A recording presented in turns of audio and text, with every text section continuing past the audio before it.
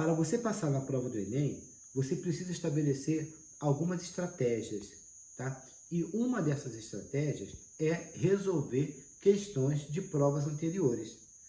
Agora nós vamos dar início a uma série de vídeos em que eu vou responder todas as questões da última prova de 2022, tá bom? Todas as questões de linguagem, eu vou fazer um vídeo resolvendo cada uma delas, para que você se prepare melhor para o Enem. Dessa forma eu consigo ajudar, né, muita gente que está aí sem estudar, não está conseguindo entender como que funciona a estrutura dessa prova específica, né? A prova do Enem é uma prova específica, ela tem uma intencionalidade, tá? E uma das coisas mais importantes da prova do Enem é a leitura.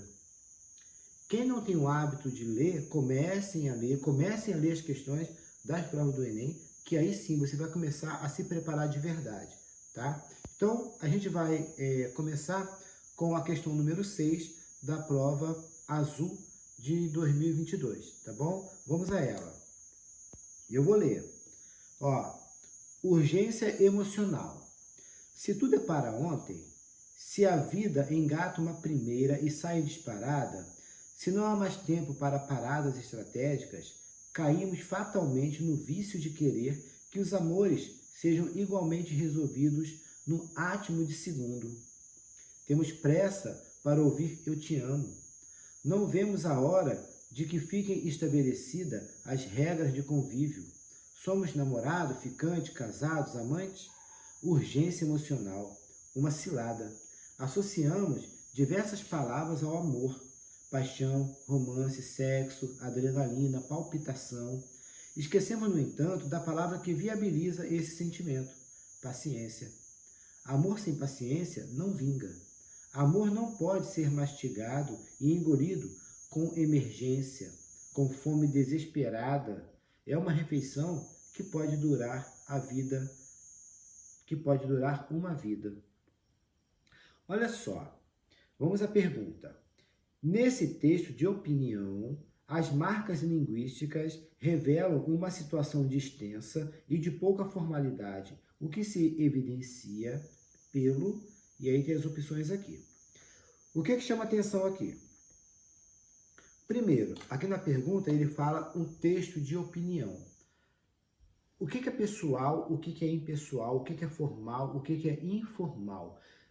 Isso cai em todas as provas do Enem, tá? Então você preste bem atenção para você entender o que é formalidade e o que é informalidade. Se eu vou falar com alguém da minha família, com meus amigos, eu não estou muito preocupado com a maneira como que eu vou falar. Por quê? Porque é um momento, uma situação mais informal. Não me exige muita coisa rebuscada da língua portuguesa, sabe? Agora, se eu vou fazer uma entrevista de um emprego, aí sim, aí eu vou me policiar para que eu não cometa desvios na língua, da língua padrão, da norma, né? Então, essa é uma situação formal. A mesma coisa com o texto. Se eu vou escrever um texto despreocupado, distenso, como fala ali, tá? Ou seja, sem preocupação, informal, eu estou relaxado. Então, eu vou escrever uma carta, por exemplo, um e-mail para minha irmã, para meu irmão, despreocupado, tá? Esse texto é distenso, ele é pessoal, eu vou falar em primeira pessoa, tá vendo? Agora, se eu vou fazer uma carta solicitando um emprego, se eu vou fazer um documento oficial, né, para uma empresa e tal, aí exige a formalidade. É um texto impessoal, tá? Com pouquíssima parcela de pessoalidade, né? Quanto mais impessoal, mais formal ele é. Então, quando a gente vai escrever uma carta para procurar um emprego, né, para pedir um emprego, eu vou tentar ser o máximo possível impessoal. Tá? Para quê? Para que esse texto fique formal, ok? Então, olha só, aqui na pergunta, ele fala assim, ó, nesse texto de opinião, ou seja, já é um texto informal. A tendência é que ele seja mais informal do que formal, tá? Porque ele é de opinião, primeira pessoa, ok?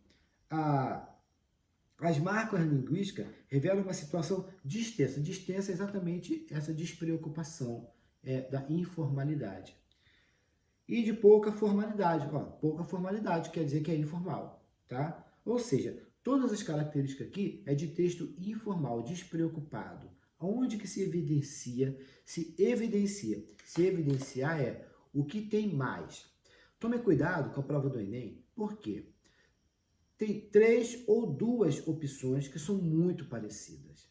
Leitura é fundamental, por isso você tem que ler com muita atenção, porque está nos detalhes a resposta correta ou não, tá? Até um plural, como é o caso aqui.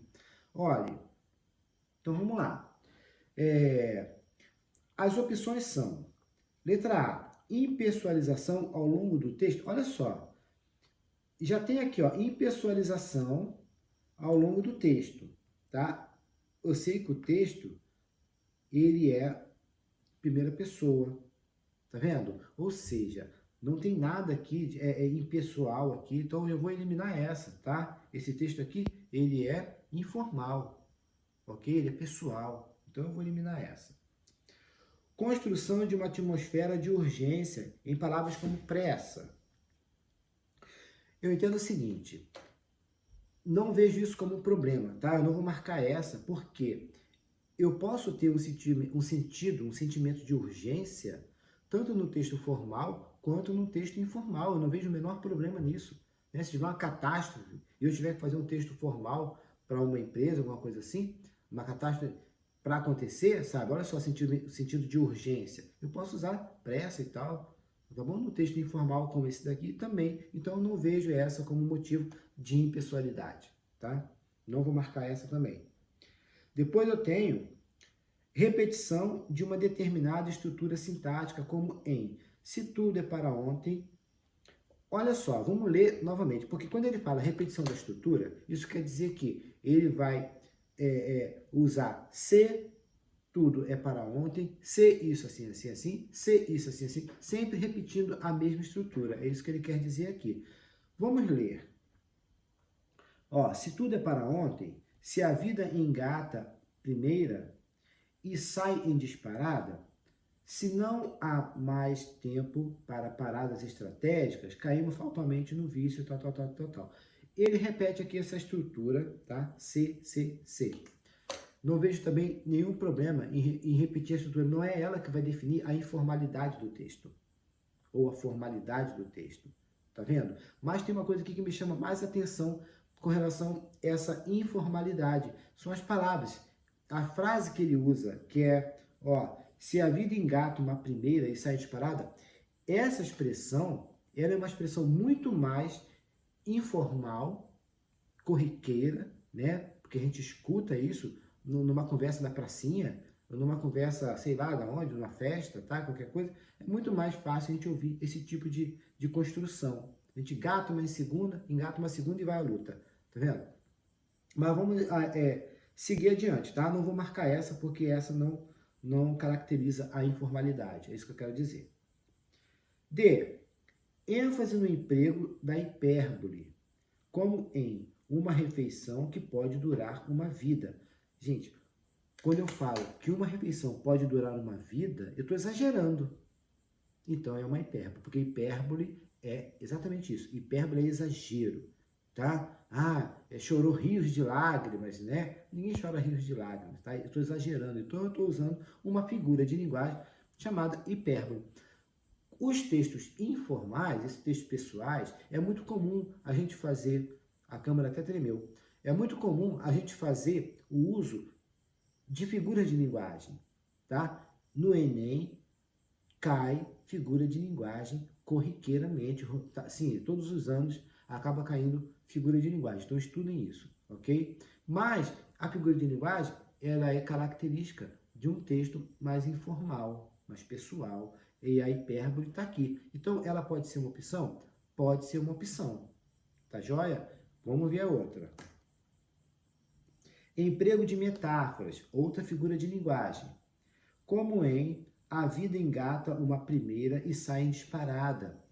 Tá vendo? Essa é uma metáfora, ok? A vida engata uma primeira e sai em disparada. Repare, eu tenho duas hipóteses aqui, tá? Duas alternativas. Uma que é da hipérbole e a outra que é da metáfora. Mas olha a pergunta. Vamos lá. Nesse texto de opinião, as marcas, no plural, linguísticas, revelam uma situação de extensa e pouca formalidade, que se evidencia em o que é mais informal, tá? Essa metáfora ou a hipérbole? Tá vendo? Olha, é uma refeição que pode durar a vida inteira, tá vendo? Essa hipérbole aqui, ela é relevante, suficiente para me mostrar a informalidade do texto em relação à metáfora que está aqui. Se não tivesse a metáfora, ela seria a resposta. Aqui, além disso, nós temos aqui, ó, caímos fatalmente no vício de querer, caímos no vício. Nós temos aqui uma outra metáfora, tá vendo? Então, a utilização de metáforas no plural, que recorre aqui nesse texto, tá? Enfatiza que a melhor opção aqui como resposta realmente é a letra E, tá? É isso. Aguardem as próximas, eu vou resolver todas elas, tá bom? Acompanhe, se inscreva no canal, aperte o sininho, ajude o canal a crescer, tá? E muito obrigado mesmo e até a próxima.